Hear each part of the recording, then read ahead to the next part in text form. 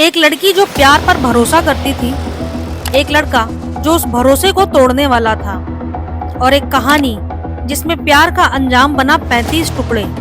ये कहानी है श्रद्धा वॉकर की और उस इंसान की जिसे वो सबसे ज्यादा चाहती थी, और वो नाम था आफ्ताब आमीन पूनावाला। श्रद्धा वॉकर और आफ्ताब आमीन की मुलाकात मुंबई में हुई थी। दोनों एक कॉल सेंटर में काम करते थे। वहीं से उनकी पहली बातचीत शुरू हुई और वो बातचीत धीरे धीरे फ्रेंडशिप में बदल गई, और उनकी ये दोस्ती को प्यार में बदलने में ज्यादा समय नहीं लगा। ये एक टिपिकल मॉडर्न लव स्टोरी जैसे ही शुरू हुई थी। ऑफिस से फ्रेंडशिप और फ्रेंडशिप से रोमांस तक। रिलेशनशिप के दौरान दोनों में काफी बातें शुरू हुई। उन दोनों ने एक दूसरे को डेट करना शुरू कर दिया। सोशल मीडिया पर दोनों घंटों घंटों बातें किया करते, और इन्हीं बातों के चलते उन दोनों की बॉन्डिंग स्ट्रांग हो गई। और रिलेशनशिप में आने के कुछ महीने बाद ही दोनों ने एक फैसला लिया और डिसाइड किया कि अब वो दोनों साथ में लिव इन रिलेशनशिप में रहेंगे। श्रद्धा की फैमिली को श्रद्धा और आफ्ताब का ये रिश्ता बिल्कुल पसंद नहीं था। वो लोग इसके सख्त खिलाफ थे। श्रद्धा की फैमिली ने उसको समझाने की बहुत कोशिश की वो आफ्ताब से कोई रिश्ता ना रखे, लेकिन श्रद्धा ने अपने परिवार की एक नहीं मानी। श्रद्धा तो मानो आफ्ताब के प्यार में पागल ही हो चुकी थी। इसके बाद भी श्रद्धा और आफ्ताब ने एक साथ रहना ही चूज किया। श्रद्धा की फैमिली बार बार श्रद्धा पर प्रेशर डालती कि वो आफ्ताब से अलग हो जाए, और श्रद्धा अब इन सबसे इरिटेट हो चुकी थी। तो श्रद्धा ने आफ्ताब के साथ मिलकर फैसला लिया कि अब वो मुंबई छोड़कर दिल्ली में शिफ्ट हो जाएगी। फैमिली प्रेशर और इंडिपेंडेंस के लिए दोनों ने मुंबई छोड़ दी और दिल्ली के मेहरौली एरिया में एक फ्लैट किराए पर लेकर रहने लगे। और यहीं से उनकी लाइफ का एक ऐसा फेज शुरू हुआ जो आगे जाकर बहुत बड़ी ट्रेजेडी में बदल गया। My name is Pooja and welcome back to my show violated crimes. शुरुआत में तो उन दोनों का रिश्ता एक नॉर्मल कपल के जैसा था। दोनों एक दूसरे के प्यार में खोए हुए थे, लेकिन जैसे जैसे वक्त बीतता गया दोनों के रिश्तों में खटास आनी शुरू हो गई। छोटी छोटी बात पर दोनों में झगड़े हुआ करते। धीरे धीरे एक दूसरे की रिस्पेक्ट कम होती जा रही थी।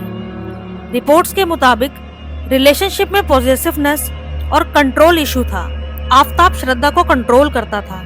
वो उसकी पर्सनल लाइफ, सोशल लाइफ सब पर अपनी नजरें जमाए रखता था। यहाँ तक कि वो श्रद्धा के मोबाइल को भी चेक किया करता था। अब श्रद्धा की फैमिली पहले से ही उसके अगेंस्ट थी। दिल्ली शिफ्ट होने के बाद श्रद्धा और भी ज्यादा आइसोलेटेड हो गई। उसका सपोर्ट सिस्टम पूरी तरह से वीक हो गया। श्रद्धा ने आफ्ताब के लिए सब कुछ छोड़ दिया, अपना शहर, अपना करियर और अपनी फैमिली।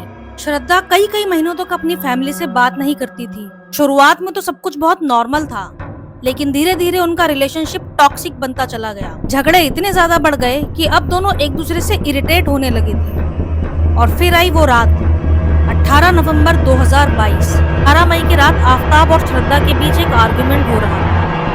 तभी गुस्से में आफ्ताब ने श्रद्धा का गला दबा दिया। लेकिन कहानी यहीं खत्म नहीं होती है। आफ्ताब ने उसकी बॉडी के 35 टुकड़े किए।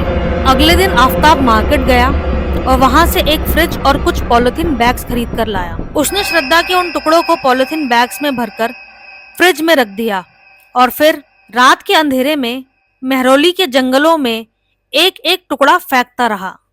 सोचो, उस घर में जहां कभी प्यार था वहीं फ्रिज में मौत छुपाई गई। दिन में तो उसकी लाइफ एकदम नॉर्मल थी, और रात में छुपा था एक गहरा राज। और एक हैरानी की बात तो ये थी कि आफ्ताब ने उसी दौरान टिंडर पर एक प्रोफाइल बनाकर एक लड़की को अपने फ्लैट पर बुलाया।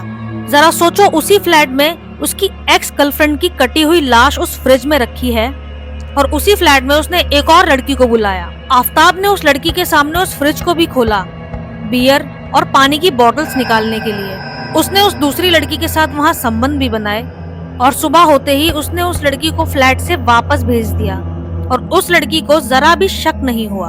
आफ्ताब को लगा कि उसकी इस हैवानियत के बारे में किसी को कुछ पता नहीं लगेगा, क्योंकि कई महीने बीत चुके थे और उसकी लाइफ बिल्कुल नॉर्मल चल रही थी। लेकिन कहते हैं ना, पाप का घड़ा एक ना एक दिन जरूर फूटता है।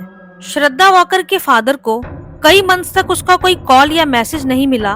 उन्होंने नवंबर 2022 में मुंबई पुलिस के पास मिसिंग कंप्लेंट फाइल की।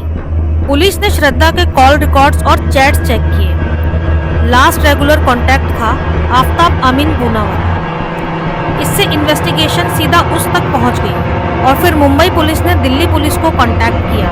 पुलिस ने सर्चिंग शुरू की और आफताब का बयान लिया तो आफताब ने मिसलीड करने की कोशिश की कि उसका श्रद्धा से ब्रेकअप हो गया था और वो चली गई।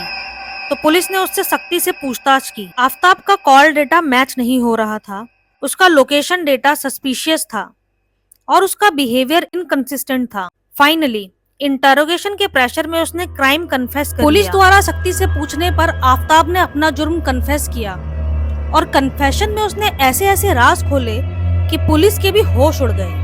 आफताब ने कन्फेशन में बताया कि कैसे उसने श्रद्धा की बॉडी को 35 टुकड़ों में काटा और 1 बाय 1 करके उसके बॉडी पार्ट्स को पॉली बैग में भर के महरौली के जंगलों में फेंकता रहा। पुलिस ने महरौली के जंगलों में सर्च ऑपरेशन चलाया। वहां पुलिस को श्रद्धा के बॉडी पार्ट्स मिले। फॉरेंसिक टीम ने डीएनए टेस्ट किया और श्रद्धा की आइडेंटिटी कंफर्म हुई। ये केस का एक सबसे बड़ा टर्निंग पॉइंट था। इसके बाद तो ये केस पूरे देश में फैल गया और लोगों ने श्रद्धा के लिए प्रोटेस्ट करना भी शुरू कर दिया। एक और शॉकिंग बात यह है कि इतने साल बीत जाने के बाद भी अभी तक आफताब को इस केस में कोई सजा नहीं सुनाई गई है। फिलहाल वो अभी जेल में है।